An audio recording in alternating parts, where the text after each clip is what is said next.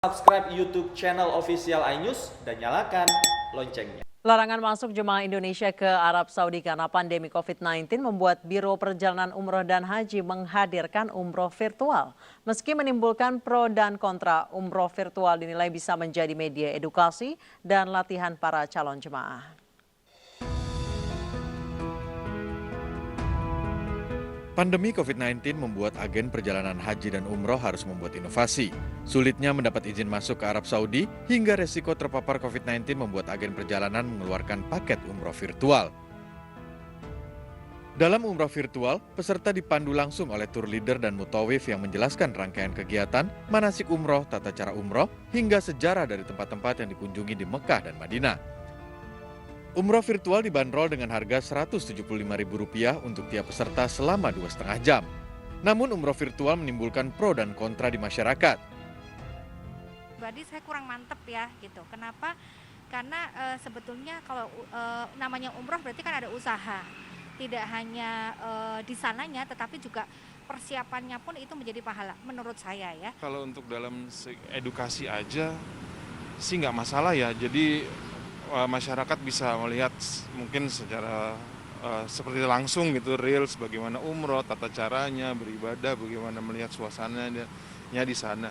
Tapi kalau ada travel umroh yang menjadikan itu ladang bisnis, menurut saya sih kayaknya saya juga baru dengar ya, mungkin kurang pas gitu ya. Masyarakat berharap umroh virtual tidak disebut sebagai ibadah, melainkan latihan atau edukasi sebelum akhirnya berangkat umroh ke Tanah Suci. Tim Liputan iNews melaporkan.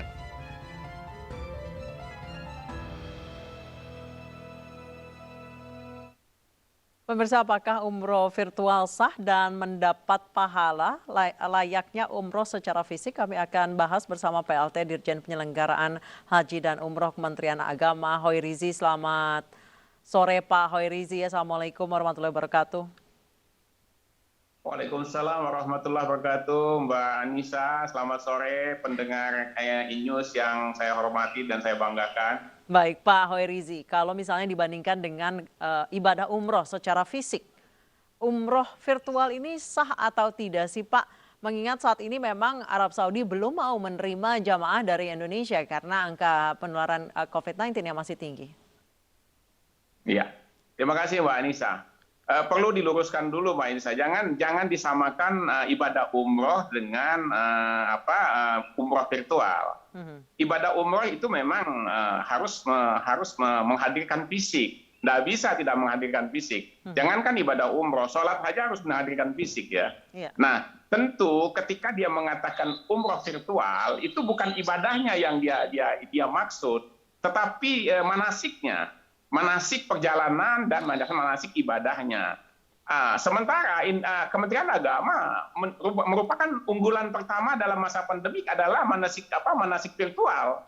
Tetapi bukan ibadah, manasiknya. Ketika kita bicara manasik perjalanan, manasik ibadah umroh, tentu tidak salah. Tetapi kalau melakukan virtual ibadah umrohnya, tentu tidak bisa. Itu pasti menyalahi. Tidak bisa diterima oleh siapapun. Baik, jadi ini lebih sebenarnya ke edukasi ya Pak ya?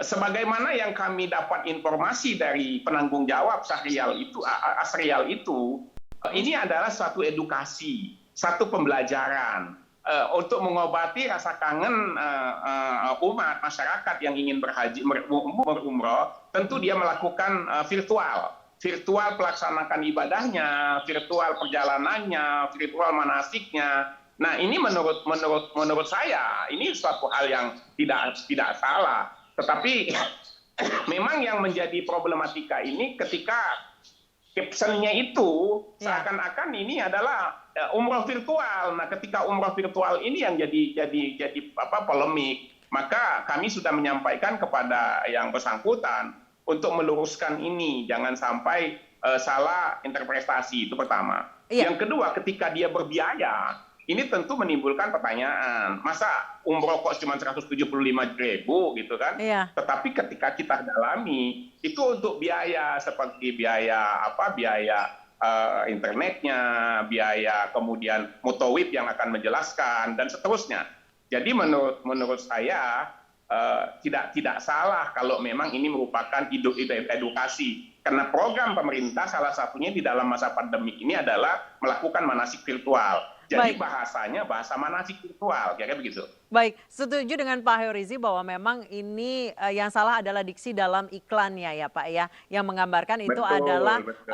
umroh sungguhan. Mungkin beberapa orang mengharapkan pahala yang Betul. sama dengan harga yang hanya 0,1%-nya Pak Horizi. Sejauh ini kalau misalnya nanti semakin banyak biro perjalanan haji dan umroh yang mengadakan umroh virtual seperti ini dengan diksi yang masih sama, bahasanya adalah umroh virtual, bagaimana Pak menertibkannya?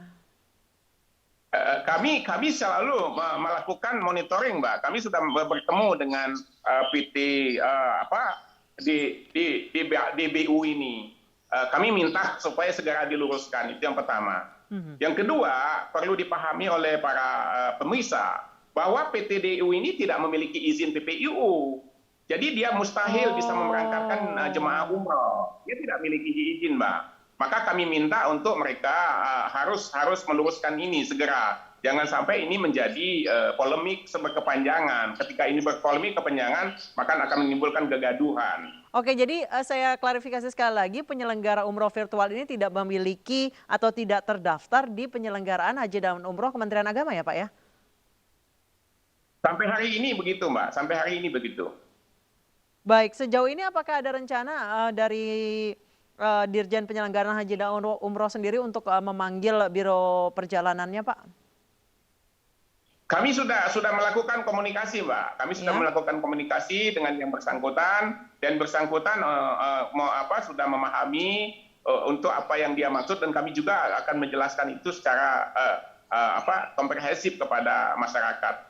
Yang penting buat kami kepada masyarakat, kepada jemaah umroh, jemaah haji, kalau memang mau mendaftarkan haji atau umroh, harus mencari penyelenggara yang sudah memiliki izin, baik itu PPIU maupun PPAHK. Ketika dia tidak memiliki izin, mohon berhati-hati, jangan terpancing, jangan terpengaruh dengan harga murah, dengan mudah, dengan cepat. Yakinlah ketika pemerintah memberikan yang terbaik, itu pemerintah akan melindungi. Tetapi kalau pemerintah tidak melalui sistem-sistem yang sudah dibangun oleh pemerintah, maka pemerintah agak sulit untuk melakukan perlindungan. Maka itu saya berharap kepada seluruh pemirsa INEWS terutama dan umumnya kaum muslimin muslimat yang ingin berminat untuk menyalakan ibadah umroh maupun ibadah haji, apalagi dalam suasana pandemik ini, harus berhati-hati, kalau perlu bertanya dulu kepada Kementerian Agama di mana mereka tinggal. Baik, Pak Horizi, sejauh ini Arab Saudi masih melarang warga negara Indonesia untuk masuk ke negaranya. Tahun lalu haji tidak ada penyelenggaraan haji seperti biasanya, hanya ada beberapa warga yang terpilih yang boleh berhaji di musim haji. Untuk tahun ini mungkin akan kemungkinan besar seperti tahun lalu juga atau bagaimana Pak? Sebagaimana yang kami terima sampai hari ini belum ada satu statement pun dari pemerintah Arab Saudi secara resmi kepada pemerintah Indonesia bahwa haji tahun ini dilaksanakan atau tidak dilaksanakan. Tetapi pemerintah dalam hal ini Kementerian Agama sebagai yang diberikan otoritas oleh undang-undang terus melakukan persiapan. Apapun yang akan menjadi keputusan pemerintah Arab Saudi, kita sami'na wa ta'na, kita akan mengikuti. Tetapi persiapan kita tidak boleh berhenti. Sampai titik darah penghabisan kita terus melakukan persiapan, melakukan lobby-lobby, melakukan koordinasi, melakukan diplomasi untuk bagaimana kita mendapat penjelasan. Tidak saja Indonesia, Mbak Anissa, keputusan ini untuk seluruh dunia. Belum ada satu negara pun yang mendapat informasi apakah haji tahun 2021 dapat dilaksanakan atau dapat melibatkan negara muslim di luar Arab Saudi atau tidak. Kira-kira begitu. Baik, sejauh ini dari Dirjen Penyelenggara Haji dan Umroh sendiri hari Selasa akan menyelenggarakan Bahsul Masail ya Pak ya untuk membahas penyelenggaraan haji. Iya. Itu apa saja Pak yang akan dibahas? Tentu segala kemungkinan yang akan menjadi regulasi pemerintah Arab Saudi ketika masa pandemik ini, sebagaimana kita melihat dalam pelaksanaan umroh, ada ibadah-ibadah yang harus terpotong. Misalnya kita ke Masjidil Haram, itu kan bisa hanya dibatasi berapa kali, berapa jam. Kemudian kalau nanti ibadah haji, mungkin saja kita pemerintah Arab Saudi memotong masa tinggal di Madinah. Ketika pemerintah Arab Saudi memotong masa tinggal di Madinah yang selama ini 8 sampai 9 hari, kemudian kurang dari itu, maka jemaah Indonesia tidak bisa melaksanakan umrohnya, arba'innya. Nah, ketika tidak melaksanakan arba'innya ini, kita kan harus mencari landasan hukum sehingga agar bisa diterima oleh semua masyarakat, oleh semua calon jemaah, sehingga kita tidak lagi ragu di dalam melaksanakan rangkaian-rangkaian ibadah yang sudah diatur sedemikian rupa oleh pemerintah Arab Saudi. Baik, Pak Herizi, Dirjen Penyelenggara Haji dan Umroh pasti sudah terus berdialog melobi pemerintah Arab Saudi. Sejauh ini kemungkinannya seperti apa, Pak? Apakah tahun ini akan dibuka penyelenggaraan haji? Sebagaimana harapan kita semua, termasuk saya pribadi, tentu kita berharap penyelenggaraan haji bisa melibatkan negara Muslim selain warga negara Arab Saudi. Tetapi sekali lagi saya sampaikan, Mbak Anissa, penyelenggaraan haji ini kan ada 2 regulasi yang harus kita taati. Regulasi Undang-Undang 8 2019 yang dalam hal ini bagaimana kita mengatur penyelenggaraan ibadah haji dan umroh kita. Di samping itu ada regulasi Ta'limatul Had. Nah, Ta'limatul Had ini kita tidak bisa masuk. Kita hanya bisa menunggu. Kita bisa mengharap. Maka itu mari kita bersama-sama berdoa semua kaum muslimin muslimat. Mudah-mudahan Allah memberikan yang terbaik penyelenggaraan haji tahun ini dilaksanakan atau tidak dilaksanakan. Tapi perlu saya garis bawahi, mestinya kita bersyukur. Negara Arab Saudi, pemerintah Arab Saudi masih mengutamakan keselamatan. Apa maknanya di situ? Dia masih memikirkan bagaimana keselamatan warga Muslim dunia pada saat pandemi hari ini. Andaikan pemerintah Arab Saudi tidak berlandaskan kepada keselamatan jiwa, tentu ini buat kita suatu persoalan yang cukup mendasar, saya kira gitu, Pak. Baik, Pak Herizi, kita kembali lagi soal umroh virtual yang dibanderol hanya 175.000. Tadi kita berbicara soal haji yang tahun lalu tidak diperbolehkan jemaah dari negara manapun masuk ke Arab Saudi. Jika misalnya tahun ini setelah umroh virtual nanti akan ada haji virtual juga, Pak. Jika memang tahun ini Indonesia belum diizinkan, bagaimana dari Dirjen Penyelenggaraan Haji dan Umroh untuk mengantisipasinya? Selama itu masalah manasik, saya kira tidak ada masalah, Mbak.